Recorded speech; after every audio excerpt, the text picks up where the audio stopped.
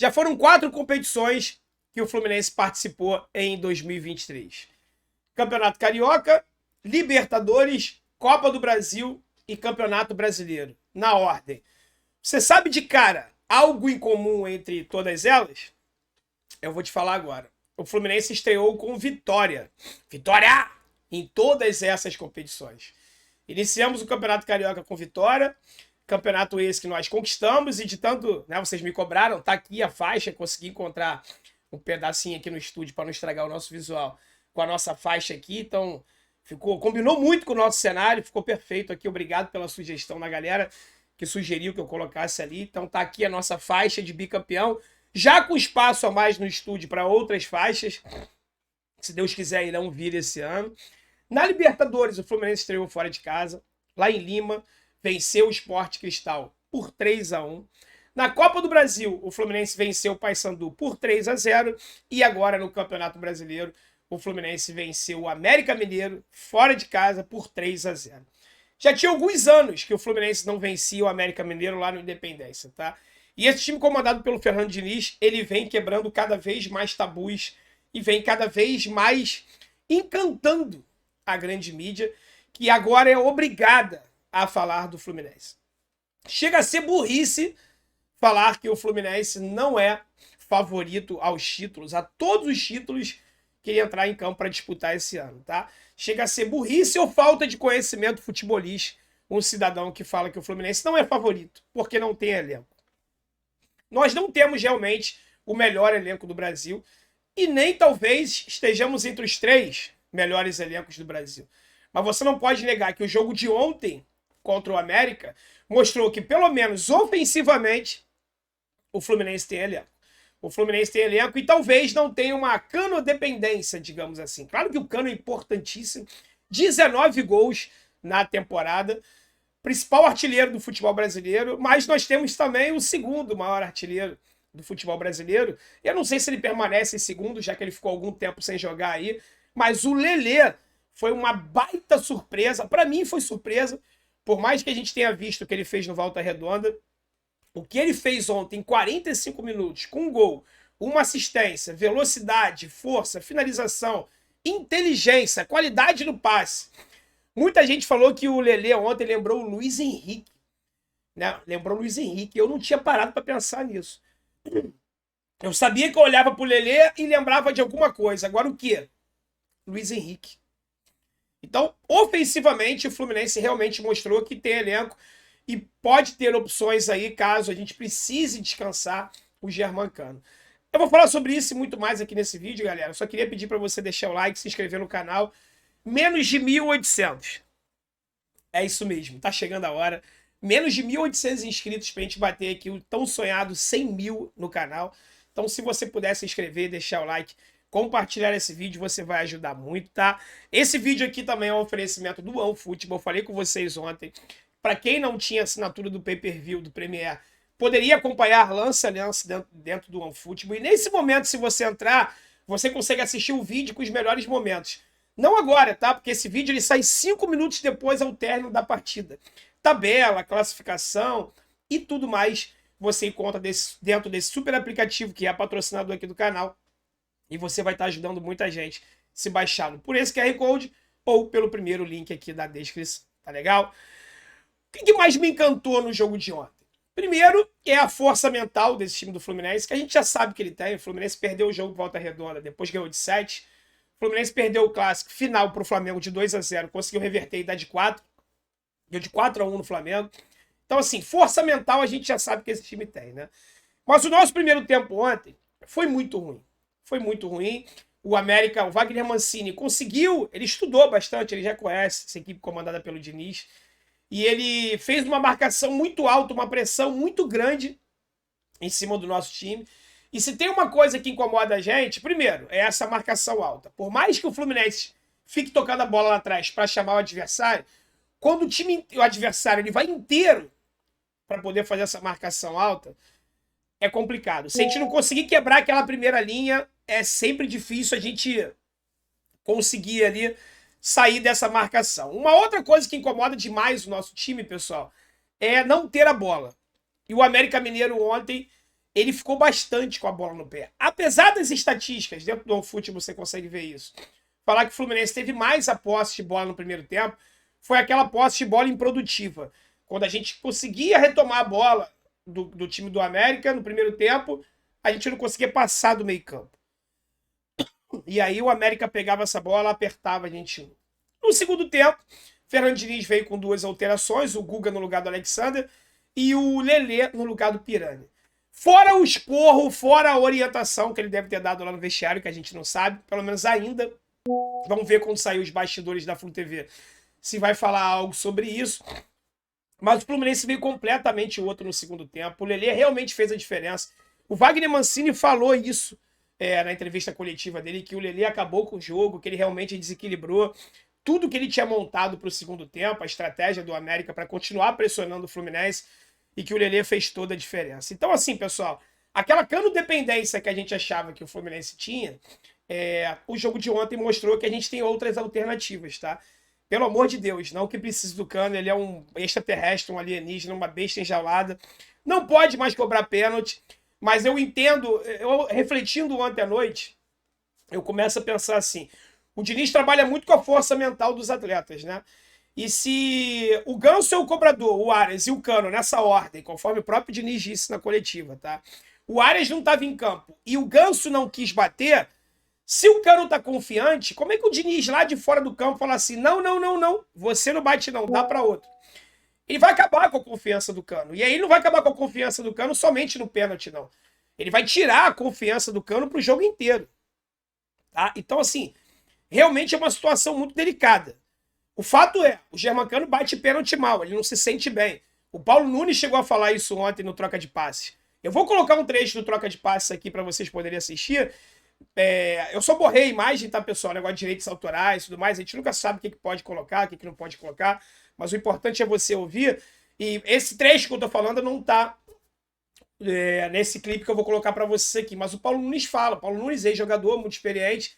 Ele fala, eu olho pra cara do Cano quando ele vai bater o pênalti e dá pra sentir que ele tá desconfortável. Que ele não tá à vontade ali. Que ele fica muito à vontade, muito confortável com a bola no pé, jogando a bola rolando. E aí realmente ele não tem medo, chuta de tudo que é lugar, faz o que tem que fazer. Agora, cobrando o pênalti, ele fica muito desconfortável. Agora, como é que faz isso? Como é que tira o Cano para bater se o outro, que é o principal cobrador, ele não pega a bola para bater? Eu não consigo entender essa omissão do Ganso também na cobrança dos pênaltis. Tá? Não consigo entender. Então o Cano perde o pênalti, 3 minutos depois. Ele é tão confiante que ele vai lá, pega a bola, dribla o goleiro, faz um golaço e marca 1-0. Então é importante para o Diniz também não quebrar essa confiança do Cano. Chegar e falar assim, não, você não vai bater não, sai, quem vai bater é outro. Se o principal cobrador não quer cobrar. Tá? O Lelê deu aquele belo passe, depois eu vendo no replay, cara, que passe bonito e passe difícil. Aquela assistência que ele deu pro John Kennedy. Não era tão fácil assim. O Lelê sai em velocidade, arrasta 2 marcadores, o John Kennedy fica livre, ele consegue dar um passe entre 2 ou 3 jogadores do América. E aí o John Kennedy também, com muita tranquilidade, consegue empurrar para dentro, marcar o segundo gol do Fluminense. E o terceiro gol do Fluminense, o gol do Lelê, foi um baita golaço, né? Foi um baita golaço, foi gol de jogador que realmente sabe jogar. Como é que esse moleque só explodiu aos 25 anos, eu não sei. Mas enfim, que bom, que bom. Muita gente perguntando se o Fluminense comprou em definitivo e tal. O Lelê está por empréstimo ao Fluminense até o final do ano, mas o Fluminense tem a opção de compra no valor de 4 milhões de reais. Ou seja, merreca. Não é nem $1 milhão, né? Isso aí deve dar na casa dos 800 mil dólares, mais ou menos. Então, assim, o Fluminense com certeza vai comprar o Lelê, mas ainda não comprou. Ele está emprestado por um time pequeno aí do Rio de Janeiro. Não lembro exatamente o nome agora. Não é o Volta Redonda, não. É um outro clube, tá? Mas o Fluminense tem a opção de compra, então ele vai conseguir adquirir o Lelê, eu não tenho a mínima dúvida. O próximo jogo contra o Strongest eu não acredito. Mas eu tenho certeza que daqui a 2, 3 rodadas no máximo, o Lelê vai estar ganhando essa vaga de titular aí no lugar do Keno, tá? Não que o Keno tenha vindo mal. Fez um excelente Fla-Flu, fez um excelente jogo contra o Paysandu. Ontem não entrou bem, assim como todos os outros reservas que o Diniz colocou após o 3-0. David Braz, o Thiago Santos e o Keno. Os 3 entraram muito mal, o Thiago Santos tropeçando na bola. David Braz quase marca um gol contra, recuando uma bola errada para o Fábio. O Fábio conseguiu se safar. E o Keno também não conseguiu fazer nada. Eu não dou 2, 3 jogos pro Lelê ganhar essa vaga de titular do Keno, muito merecido. Aí você imagina um ataque com John Arias, Lelê e Cano. Você imagina numa necessidade extrema do Fluminense vencer o jogo, de recuar o Arias para o meio, recua o Arias para o meio, e aí vai ter que sobrar para um volante, já que o Fluminense vai estar ou volante ou um zagueiro, né? O que o Diniz pode fazer? Ele pode tirar um zagueiro, botar o André como zagueiro e deixar o meio-campo, por exemplo, com Ganso, Arias e Alexander. E aí o Alexander e o Ganso ficam ali segurando um pouco mais o meio-campo na marcação, e o Ganso marca bem, eu já falei isso para vocês. E deixar o Arias no meio, com o Keno do lado, o Lelê do outro e o Cano na frente. Aí você vai ter um time com o Lelê, Keno, Cano, Arias e Ganso. É praticamente impossível desse time não marcar gols e vencer jogos, tá? Claro que isso vai ser uma necessidade extrema, afinal de contas, a gente vai estar um time muito ofensivo e a fase é tão boa, a ofensividade é tão grande que a gente até esquece do outro extraterrestre que a gente tem no time, né? Marcelo. Ainda tem o Marcelo. Então assim, gente, o time do Fluminense está encantando o Brasil, é o melhor time do futebol brasileiro na atualidade, é a favorita a todas as competições. E eu sou guloso, eu quero tudo, eu quero Copa do Brasil, Brasileiro, Libertadores, tá? E a galera do Sport TV também ficou encantada. O Marcelo Raed, o Paulo Nunes e o André Rizek fizeram vários elogios ao time do Fluminense ontem. E é isso que vocês vão ver aqui a partir de agora, tá? A imagem tá borrada, propositalmente. A gente nunca sabe aqui direitos autorais, o que pode colocar, o que não pode colocar. Então, para evitar problemas, já que a gente está tão próximo dos 100 mil inscritos aí, eu resolvi borrar a imagem aqui, mas o mais importante é o conteúdo para você, tá legal? Então vamos acompanhar aí o que a galera lá do Sport TV, do Troca de Passes, falou sobre o time do Fluminense ontem. Né? As grandes atuações do momento no futebol brasileiro. Contra um time organizado e bom, hein? Sim. Não foi fora de casa, se colocou para jogar, é impressionante. E esse time que vocês elogiam tanto ganhou um reforço hoje, Raed. 2, né? A estreia do... Não, o John Kennedy, voltando a marcar, o garoto da base, e o Lelê com um gol e uma assistência. O cara que mudou o jogo, porque o Lelê entra no lugar do Pirani. E aí o Diniz, com o Lelê do lado do Cano e o John Kennedy, aposta na bola longa para sair da pressão do América. E aí ele vence o jogo. E aí entra uma questão que eu sempre falo não, já falei, André, e o Diniz não gosta muito disso, né? Que ele não se adequou, que ele joga do mesmo jeito. Aí entra isso que você falou aí, ó.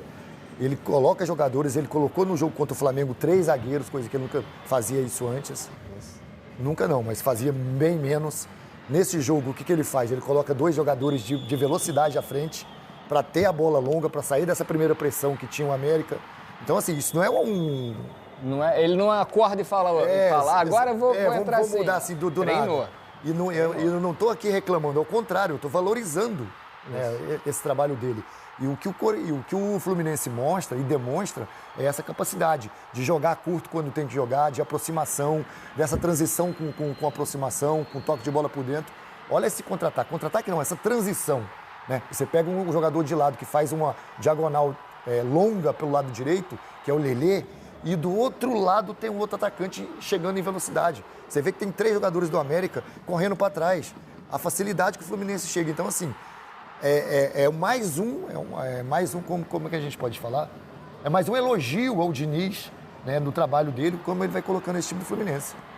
Impressionante o Lelê. E ele entrou muito bem. Agora você está falando da estreia, gol e uma né? assistência. Você está falando da estreia. E não só o gol e assistência. Como ele segurou a bola à frente, como ele protegeu. Né? Parece que ele já jogava com essa camisa há um bom tempo. Agora, o que me chamou a atenção também foi o John Kennedy. Porque esse menino jogou 20 anos, André. E assim, já estava um tempo longe do Fluminense.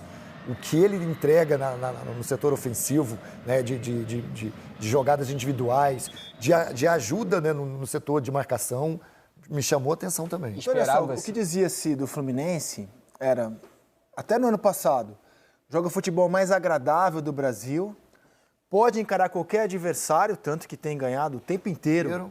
E bem, né? E bem, do Flamengo, e não perdeu do Palmeiras no campeonato, empatou em São Paulo, empatou no Maracanã. Mas ano passado eu dizia assim, não tem elenco para disputar os pontos corridos. Agora a gente está falando de jogadores que não são titulares. Sim. Será que o elenco está mais encorpado e o rendimento do Fluminense na temporada até aqui animam a colocar o Fluminense como um dos grandes favoritos ao título, pelo rendimento e pelo elenco mais encorpado esse ano? Eu coloquei. No meu modo de ver, nesse recorte curto de 4 meses, Palmeiras e Fluminense, que, na minha opinião, são favoritos mesmo. É óbvio que pode acontecer muitas coisas na temporada, né, André? O jogador pode sair, o próprio treinador, você pode trocar o treinador e ir para alguma seleção, mas o que demonstra o Palmeiras pela consistência e o Fluminense, pela bola que joga, pelo treinador que tem, pelas essas mudanças, queira ele ou não queira. E pela evolução, né, cara? Segundo Sim. ano de trabalho dele, né? É isso que eu tô te falando, ele está evoluindo. Coloca-se 3 zagueiros quando tem que colocar, traz linha baixa quando tem que fazer, bota 2 atacantes de frente com velocidade para ter profundidade, né, para usar a bola longa. Isso é elogio, isso aqui não é dizer que ele não faz, ao contrário. E o que me demonstra que você falou, ele tem jogadores agora que ele pode descansar alguns. Ano passado ele não tinha, lembra? Que ele teve que jogar basicamente com a sua equipe titular todos os jogos. Conseguiu descansar o Ganso, contra o Paysandu no meio da semana. Exato. Porque, quando a gente olha para o cenário nacional, o clube que tem o melhor elenco, de forma unânime, que é o Flamengo, está muito mal nesse momento. Uma grande incerteza sobre como será o campeonato do Flamengo. O Galo, que perdeu hoje, não está bem. Tem um elenco mais numeroso e não está bem.